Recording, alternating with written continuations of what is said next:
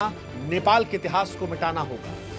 पर्यटकों के साथ नेपालियों को हमदर्दी दिखानी होगी। एक दर्दनाक तस्वीर तब निकल कर आई जब उपासना गिल नाम की एक भारतीय वॉलीबॉल लीग होस्ट जो पोखरा में फंस गई थी, उनका होटल जल गया। उन्होंने भारत सरकार से गुहार लगाई, फंसे भारतीयों को बचाया जाए। ये तस्वीरें परेशान कर रही हैं। और क्या जिंजी तुम ये नेपाल बनाना चाहते हो जहां पर्यटक डरे, निवेशक भागे, अर्थव्यवस्था डूब जाए? देखो, मैं फिर कहूंगा, हम तुम्हारे साथ खड़े थे। तुम्हारा गुस्सा जायज था, लेकिन ये लूटपाट, ये तोड़फोड़, ये तुम्हें कहां ले जाएगी? नेपाल का भविष्य तुम्हें बचाना है। नेपाल के जिंजी आज हम तुमसे कहते हैं, नेपाल को बचाना है या बर्बाद करना है, ये तुम्हारे हाथों में। तुमने करके दिखाया। तुमने बताया दुनिया को कि ताकत तुम्हारे पास थी। तुमने सरकार को झुकाया, लेकिन अब वक्त है उस ताकत को सृजन में बदलने का। लूटपाट, आगजनी से नेपाल में कुछ नहीं होगा। काठमांडू की सड़कों को फिर सजाओ। कुछ निकले हैं जो सुबह आज कूड़ा कचरा साफ कर रहे थे, लेकिन बड़ी संख्या में अभी भी अराजकता फैला रहे हैं। वो जो कैदियों को छुड़ा कर रिहा कर रहे हैं, उनसे संभलना होगा। संसद को फिर से बनाओ।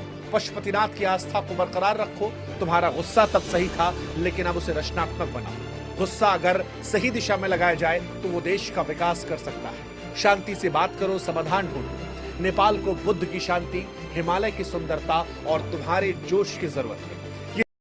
नेपाल के इतिहास को मिटाना होगा। पर्यटकों के साथ नेपालियों को हमदर्दी दिखानी होगी। एक दर्दनाक तस्वीर तब निकल कर आई जब उपासना गिल नाम की एक भारतीय वॉलीबॉल लीग होस्ट जो पोखरा में फंस गई थी, उनका होटल जल गया। उन्होंने भारत सरकार से गुहार लगाई, फंसे भारतीयों को बचाया जाए। ये तस्वीरें परेशान कर रही हैं। और क्या जिंजी तुम ये नेपाल बनाना चाहते हो जहां पर्यटक डरे, निवेशक भागे, अर्थव्यवस्था डूब जाए? देखो, मैं फिर कहूंगा, हम तुम्हारे साथ खड़े थे। तुम्हारा गुस्सा जायज था, लेकिन ये लूटपाट, ये तोड़फोड़, ये तुम्हें कहां ले जाएगी? नेपाल का भविष्य तुम्हें बचाना है। नेपाल के जिंजी आज हम तुमसे कहते हैं, नेपाल को बचाना है या बर्बाद करना है, ये तुम्हारे हाथों में। तुमने करके दिखाया।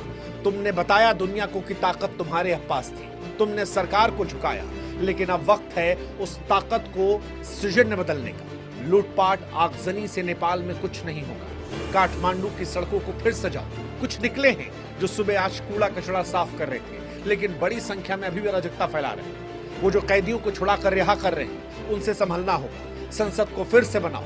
पशुपतिनाथ की आस्था को बरकरार रखो। तुम्हारा गुस्सा तब सही था, लेकिन अब उसे रचनात्मक बनाओ। गुस्सा अगर सही दिशा में लगाया जाए तो वो देश का विकास कर सकता है। शांति से बात करो, समाधान ढूंढो। नेपाल को बुद्ध की शांति, हिमालय की सुंदरता और तुम्हारे जोश की जरूरत है।